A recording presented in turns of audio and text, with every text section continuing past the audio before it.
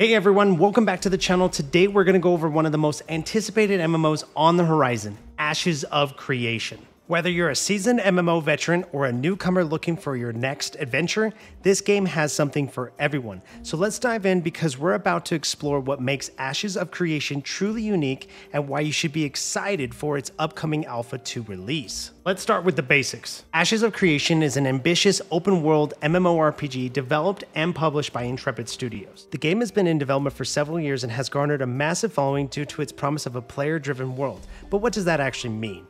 Unlike traditional MMOs where the world feels static and predefined, Ashes of Creation is all about a dynamic world that evolves based on player actions. Imagine a game where your choices, yes, your choices, actually matter and have real consequences. This isn't just about picking a faction or a class, it's about shaping the entire game world, from the cities and villages that rise and fall to the very political landscape that dictates how players interact. One of the most revolutionary ideas in Ashes of Creation is its node system. Think of nodes as zones of influence that can grow and change based on player activity.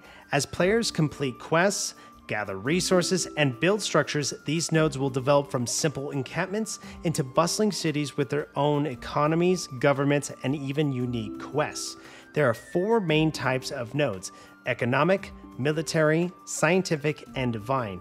Each type has its own benefits and characteristics. For example, a military node might offer PvP-focused benefits and quests, while an economic node could have a thriving marketplace with new, rare items and resources. This node system isn't just a neat gimmick, it fundamentally changes how the game is played. Imagine logging in one day to find that a small outpost you've been helping develop has grown into a city with walls, markets, and new NPCs offering unique quests.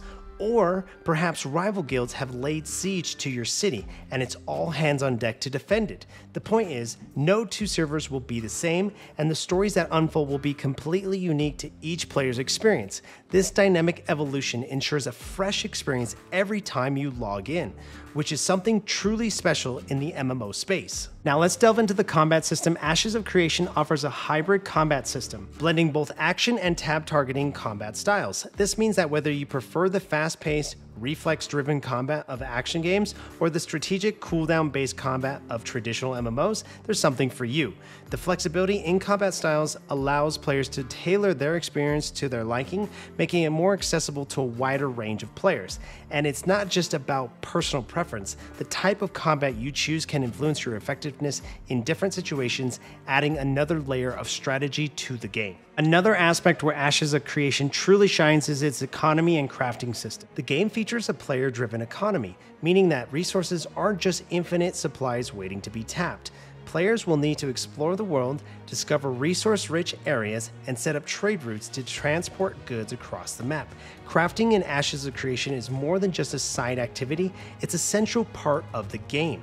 Whether you're forging powerful weapons, creating potions, or even constructing buildings, every item you craft has a place in the world. This adds a layer of realism and importance to crafting, as crafters can actually influence the game world and the economy. And speaking of influencing the world, let's talk about player freeholds and housing. In Ashes of Creation, players can own land and build homes, farms, and businesses.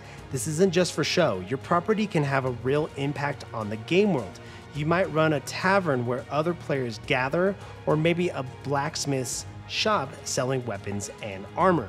And it's not just a peaceful life. Your property can be targeted in attacks, adding a layer of risk and reward to ownership. Defending your property or attacking others adds an additional layer of strategy and community engagement. It's about more than just having a place to store your loot. It's about creating a space that's truly yours and contributing to the game's ecosystem. And for those of you who love PvP and PvE, Ashes of Creation offers a balance that's rarely seen in MMOs. PvP content includes everything from open world battles and castle sieges to arena-style competitions. On the PvE side, there are epic raid bosses, dungeon crawls, and quests that scale based on the node's development. What's really exciting is how these two elements interact. Imagine a scenario where your PvE dungeon run is interrupted by a PvP siege on a nearby city, or a PvP battle spilling over into PvE content. This blending of content types really creates a dynamic and unpredictable game world where you must always be prepared for the unexpected. Lastly, let's not forget about the rich lore and narrative that underpins Ashes of Creation.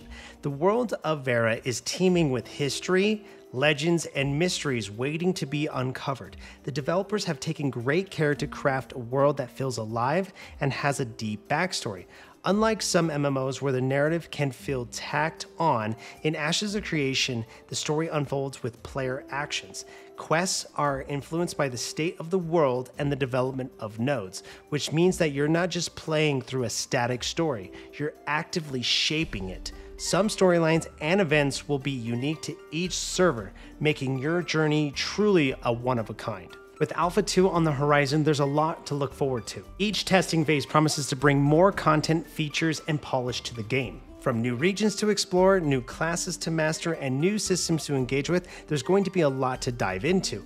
I'll be covering the updates leading up to the release, so make sure you're subscribed and you have notifications turned on. Plus, I'll be sharing tips and strategies to help you get a head start when Alpha 2 goes live.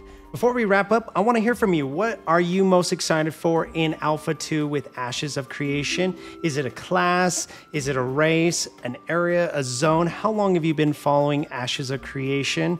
Let me know down in the comments, because I really cannot wait for Alpha 2. And don't forget to like this video if you found it informative, and share it with your friends who might be interested in Ashes of Creation. Thanks so much for watching, guys, and I'll catch you guys in the next video.